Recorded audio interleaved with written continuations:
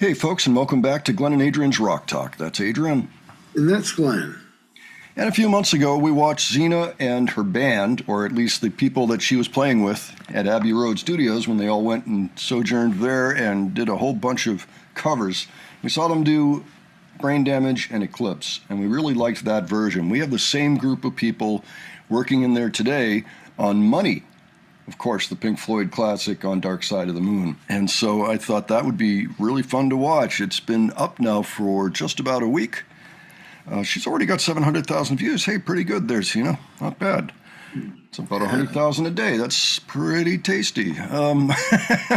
But anyway, I thought it would be fun to take a look at, and numerous people have also requested it. And I thought, yeah, okay, why not? I mean, it is Pink Floyd after all. But we've got Effie Anna. We've got Nils Neumann, our old pal who does all the direction and production and mixing and video editing and bass guitar. We've got Lionel Nordman, Marija, I believe that's a backing, Money Sounds, I see. Elsa Steichner, Nathan Becker, yep, seen him numerous times now. Rosie Bojaril on guitar, Marius Holland, the piano player. Let me see, by the way, Lionel Nordman was saxophone, just so you know. Should be fun. We always enjoy when Sina's in the studio working with a group of people on a classic. So, Adrian, any thoughts ahead before we look at this? Oh, just looking forward to hearing Money. I wonder how they're, pull this off. What'd you think about Brain Damage Eclipse? Oh, that was awesome. That was incredible. And they did an excellent job on it, this particular crew that we're going to see. So, let's check it out. We'll talk about it afterwards. All righty.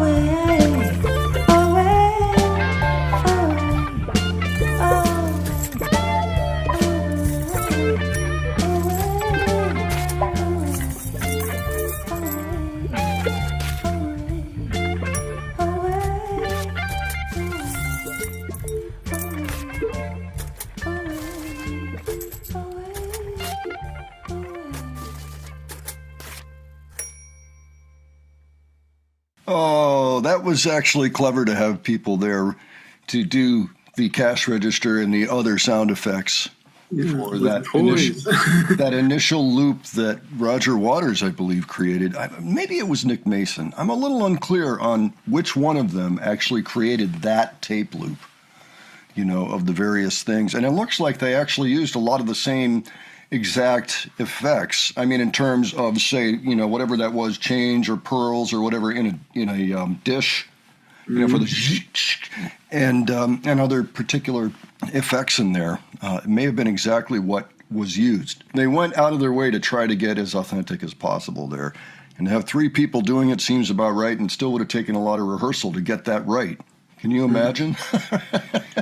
What a thing to try to get right. And kudos, by the way, to Lionel, since he not only did the money sounds, but also had to get the sax out there to do the saxophone solo. Well, what did you think, Adrian? I was thinking, I was wondering how they were going to pull this off. Boy, did they pull this one off. I thought it was a cool idea to replicate the intro with the toys myself, or it looked like toys they were using. Well, some of them were, some of them weren't, I think, Yeah, so probably. we're just trying to get it, get the same sounds. And it worked out. I mean, this is where the original got recorded. I think that's part of the reason that they chose Abbey Road and chose these songs, I can definitely hear everything that's supposed to be going on in the song, too. Yeah, everything was there. Everything was there. The band, they did great on this. They really did. They pulled it off perfectly for a live performance. Now, of course, they moved the key of the song, and I noticed that especially in Nathan's guitar solo there, because there was a point where I know that Gilmore went up to like the 4th above whatever the actual key was the song was in at that point.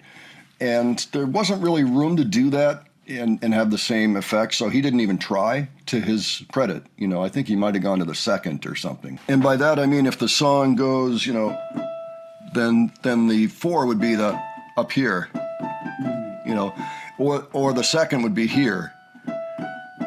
So I think it was something like that. He didn't reach as high because it was already higher than usual, and I think it worked. You wouldn't know. I thought it was very tasteful, and it was the right move. I thought it was interesting the way they ended the song. They basically did a do-it-yourself fade out. You have to do that when you're doing songs off a concept record where all the songs keep on bleeding into each other. You don't really have much choice. Yeah, that's true. Unless you're doing the entire album, and it does not appear that they decided to do the whole record, as far as we know. It would be a mistake for us not to mention and give credit to, and also, pay our respects to Dick Perry, who was the original sax player on this and on all the Pink Floyd from that era, the stuff off Wish You Were Here, and later on, too. He showed up, on some later albums, the Division Bell. He passed away in May. Just want to put that out there. He had known Dave for a good 10 years before he guested on Dark Side of the Moon.